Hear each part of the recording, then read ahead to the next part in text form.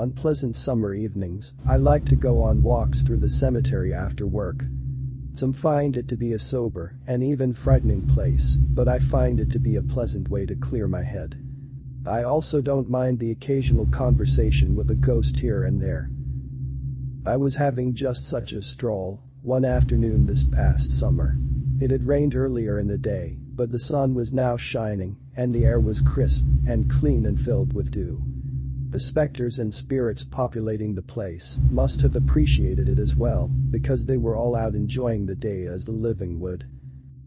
I was all friendly nods as I made my way through. The dead sometimes regard this behavior as odd, but most were quite welcoming and returned my friendly gestures. Towards the center, at a large statue of an angel, I saw a group of children playing, as they would have at the park on a day like that. It's sad, of course, to see these children and know that their lives have been cut short, but I found it inspiring as well to know that they weren't missing out on childhood play and fun. I watched for a moment, reminded of my own children when they were young. It was then that I noticed another child standing far back among the graves, watching sullenly at the others. I approached him, knowing that children sometimes gang up on and exclude others. So I felt resolved to help this little spook out. "Hello there," I said. "My name is Thomas, what's your name?" Mitchell Higgins." His tone was as sad and wistful as his face. The name struck me as familiar, but I brushed past it, realizing that a child's death is usually well publicized. "What are you doing over here all by yourself?"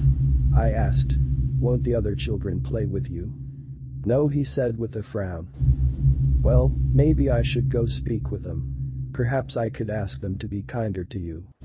"No, they never play with me ever." His voice was filled with resolve, and being a parent I knew my involvement could do more harm than good. So, instead I decided to keep him company for a bit. We watched as the other kids ran and jumped and goofed around the statue. They all wore their funeral clothes, and some carried wounds from life. One had part of his skull exposed, and others were missing limbs. Mitchell sighed. "They were all mean to me when I was alive too." "That's terrible," I said. "I hope they change their ways soon." "I doubt it," he said back. "They're mad at me because my mom put them here."